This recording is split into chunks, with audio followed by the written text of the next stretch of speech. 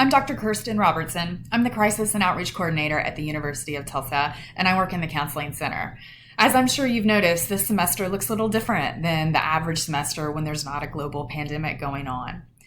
One of the things that I've noticed working in the Counseling Center is that when we can expect obstacles to arise and we prepare in advance for them, we have such an increased chance of overcoming them and continuing to have a wonderful, well, in this case, semester. So we have created a tool to help you do just that. It's called the Mental Wellbeing Preparedness Plan, and you should all be receiving one. It's going to be a PDF that you can fill out, and just really quickly, I'm going to go over it with you. So the first thing is, before you ever come on campus, think about things from your home that make you feel comfortable. Do you have a favorite pair of pajamas? Do you have a blanket that you really love? A picture of loved ones? A journal that you use all the time? Can you bring those things to campus to make your room feel as comfortable as possible? Also, think about, what do you currently do to manage boredom and loneliness and sadness?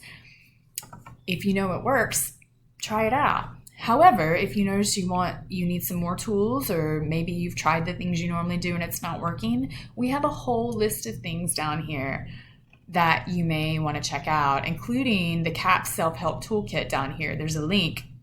There are all kinds of things in there to helping you sleep better, to managing anxiety, mindfulness, COVID-related supports. There's just a lot of things, including some really great TED Talks. So I encourage you to kind of check that out. Also, write down people who are supports, who are your support people, who, when you're feeling sad or lonely, can you call and say, hey, can we have a virtual coffee, or I just want to talk, or can you help me out? And if you can identify people both on campus and off campus, even better. Another thing I would highly encourage is keeping a schedule. So on here is an example of a schedule, but this also includes a sleep schedule. So making sure that you're going to bed at roughly the same time, getting up roughly the same time. This can help things from feeling so overwhelmed, especially if you're spending a lot more time in your room than what you're used to doing. The last thing I want to draw attention to is sometimes emotions are like waves. So it's going to be really normal to feel sadness or to feel lonely or feel bored, because that's just life and these are the circumstances we're in. However, if we take steps to manage them while they're still small, then like I said, they probably won't cause us a lot of major impact into our entire school experience. However, if we don't recognize it and we don't do the things to help manage it, it can lead into more serious symptoms like depression or isolation. So take some steps to kind of try to catch it early, and then implement the things you've identified earlier in this sheet and see if that doesn't help. However, if it doesn't, we have a lot of resources for you. So the Counseling Center has a lot of different options. We have sessions where you can learn a skill. Let's say you want help creating your own schedule, or you need help with sleep management or anxiety management. We can help you with that.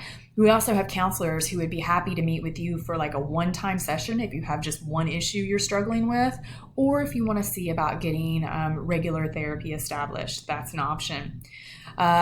The campus security is there for emergencies. If you're in a crisis where either you feel like you're a harm to yourself or someone else, or you see somebody else that's a harm to themselves or somebody else, call campus security. There's a 24-hour on-call mental health physician that can come out in those situations when it's mental health related, so we can help you there. There's also other resources that are in the community, such as the National Suicide Prevention Hotline, which is a really great resource. And COPES is the larger city of Tulsa's mobile crisis unit. So if you're off campus, it's a good resource to call. So with all of that being said, I hope you have a really solid plan in place, and I hope that you don't even need to use it, because this is a really awesome semester for you. However, if you do need it, it's there.